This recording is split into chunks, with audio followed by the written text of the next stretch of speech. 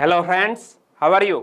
GK 2020 YouTube channel की NCERT video series में आप सभी दोस्तों का हार्दिक स्वागत है। आज के इस वीडियो में हम कक्षा 7 की एनसीईआरटी की ज्योग्राफी की टेक्स्ट बुक हमारा पर्यावरण, जिसका छठा अध्याय है प्राकृतिक वनस्पति एवं वन्य जीवन।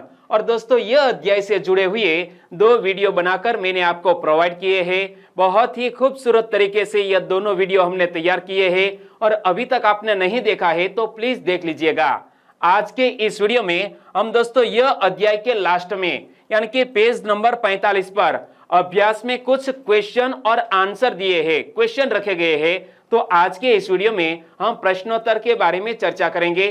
तो चलिए बिना वक्त गंवाए स्टार्ट करें।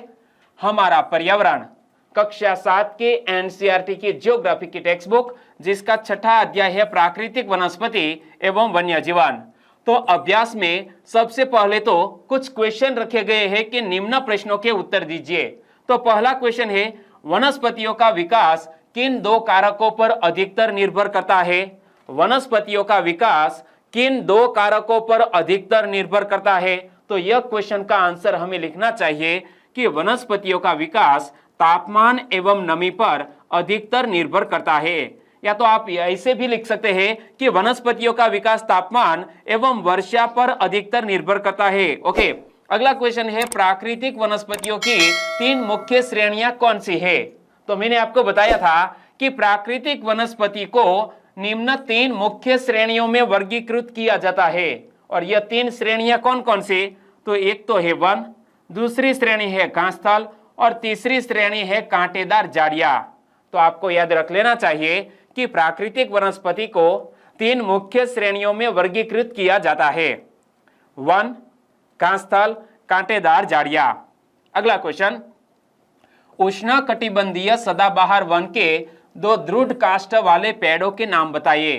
तो मैंने आपको सभी प्रकार के वनों के बारे में बताया था और यहां हमें पूछा गया है कि उष्णकटिबंधीय सदाबहार वन के 2 दृढ़ काष्ठ वाले पेड़ों के नाम बताइए। और दृढ़ काष्ठ वाले पेड़ों में से दोस्तों फर्नीचर बनाया जाता है। तो याद रखना, उष्णकटिबंधीय सदाबहार वन के दृढ़ काष्ठ वाले पेड़ों के नाम है रोजवुड, अबनोस, महोगनी। और महोगनी को इमेज में आप देख सकते हैं। अगला क्वेश्चन, विश्व के किस भाग में उष्णकटिबंधीय पर्णपाती वन पाए जाते हैं। क्या विश्व के किस भाग में उष्णकटिबंधीय पर्णपाती वन पाए जाते हैं। तो यह उष्णकटिबंधीय पर्णपाती वन हमारे भारत देश में, उत्तरी ऑस्ट्रेलिया तथा मध्य अमेरिका के एक बड़े भाग में पाए जाते हैं। याद रखना कि यह उष्णकटिबंधीय पर्णपाती वन कहाँ पाए जाते हैं, हमारे भारत में, उत्तरी ऑस्ट्रेलिया में तथा मध्य अमेरिका के एक बड़े भाग में इस प्रकार के वन पाए जाते हैं। अगला क्वेश्चन, नींबू वंश यानी कि सिट्रस के फल किस जलवायु में उगाए जाते हैं। कल मैंने आपको बताया था कि सिट्रस यानी कि जो नींबू वंश के फल है उन्हें कहा जाता है सिट्रस। और यह नींबू वंश के फल भूमध्य सागरीय जलवायु में उगाए जाते हैं। कहां पर, भूमध्य सागरीय जलवायु में यह नींबू वंश के फल उगाए जाते हैं। अगला क्वेश्चन, शंकुधारी वन के कोई 4 उपयोग बताइए। शंकुधारी वन के कोई 4 उपयोग बताइए। तो कल भी मैंने आपको बताया था कि शंकुधारी वन कुछ इस प्रकार होता है, शंकुधारी वन। और यह शंकुधारी वन के कोई 4 उपयोग निम्नलिखित है। पहला उपयोग कि अखबारी कागज बनाने में यह शंकुधारी वन की लकड़ी का उपयोग होता है। सबसे पहले तो दोस्तों यह शंकुधारी वन का जो काष्ठ होता है उनकी लुगदी बनाई जाती है। कल मैंने आपको बताया था कि लुगदी में से अखबारी कागज बनाए जाते हैं, या तो पैकिंग के लिए बक्से बनाए जाते हैं, माचिस बॉक्स बनाए जाते हैं और फर्नीचर बनाने के लिए भी शंकुधारी वन के काष्ठ का उपयोग होता है। तो याद रखना, शंकुधारी वन के कोई 4 उपयोग बताइए। तो हमें लिखना चाहिए अखबारी कागज बनाने में, माचिस बनाने में, पैकिंग के लिए बक्से बनाने में और फर्नीचर बनाने में भी यह शंकुधारी वन के वृक्ष के काष्ठ का उपयोग होता है। अगला क्वेश्चन, विश्व के किन भागों में मौसमी घास स्थल पाए जाते हैं। कल मैंने आपके सामने पूरी लिस्ट पढ़ी थी। और हमारे पृथ्वी पर कौन से क्षेत्र में किस प्रकार का घास पाया जाता है, यह आपने याद रख लिया था। ओके, आगे भी आज मैं क्वेश्चन की चर्चा करने वाला हूं कि मौसमी घास स्थल अफ्रीका के उष्णकटिबंधीय प्रदेश, मध्य अक्षांशीय क्षेत्रों तथा महाद्वीपों के भीतरी भागों में पाए जाते हैं। इमेज में आप देख सकते हैं कि इस प्रकार के मौसमी घास स्थल अफ्रीका के उष्णकटिबंधीय प्रदेश, मध्य अक्षांशीय क्षेत्रों तथा महाद्वीपों के भीतरी भागों में पाए जाते हैं। आगे ऑप्शन वाले क्वेश्चन दिए गए हैं, 5 या 6 क्वेश्चन है। सही उत्तर आपको चिन्हित करना है। तो पहला है क्वेश्चन कि काय एवं लाइकेन पाए जाते हैं। तो दोस्तों यह काय एवं लाइकेन कहां पाए जाते हैं? तो यह पाए जाते हैं टुंड्रा वनस्पति में। सही आंसर है ऑप्शन 3।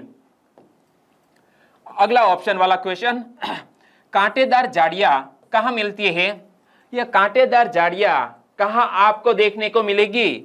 यह गर्म एवं शुष्क रेगिस्तानी जलवायु में इस प्रकार की कांटेदार झाड़ियां देखने को मिलेगी। तो सही आंसर बनेगा ऑप्शन 2। अगला ऑप्शन वाला क्वेश्चन, उष्णकटिबंधीय सदाबहार वन का एक सामान्य जानवर कौन सा है? तो उष्णकटिबंधीय सदाबहार वन का एक सामान्य जानवर है जिराफ। क्या? जिराफ। इमेज आप देख सकते हैं, उष्णकटिबंधीय सदाबहार वन में जिराफ देखने को मिलता है। शंकुधारी वन की एक महत्वपूर्ण वृक्ष प्रजाति कौन सी है? शंकुधारी वन। मैंने आपको बताया कि शंकुधारी वन कहां पाए जाते हैं? हमारे हिमालय में जैसे जैसे ऊंचाई पर बढ़ते जाएंगे तो आपको इसी प्रकार के बहुत ऊंचे पेड़ देखने को मिलेंगे, यानी कि शंकुधारी वन देखने को मिलेंगे। और शंकुधारी वन की एक महत्वपूर्ण वृक्ष प्रजाति है रोजवुड। क्या? रोजवुड। सही आंसर है ऑप्शन 1। अगला क्वेश्चन, स्टेपी घास स्थल पाए जाते हैं। स्टेपी घास स्थल कहां पाए जाते हैं? यह पाए जाते हैं मध्य एशिया में। सही आंसर है 3। आगे दोस्तों, निम्नलिखित स्तंभों को मिलाकर सही जोड़ बनाइए। तीसरा क्वेश्चन है कि निम्नलिखित स्तंभों को मिलाकर सही जोड़ बनाइए। तो चलो बताओ, वालरस को किसके साथ जोड़ो? 1 2 3 4 5 6 7 ऑप्शन है। वालरस क्या है? वालरस एक ध्रुवीय जानवर है। तो क के सामने आएगा 3। ख, देवदार का वृक्ष।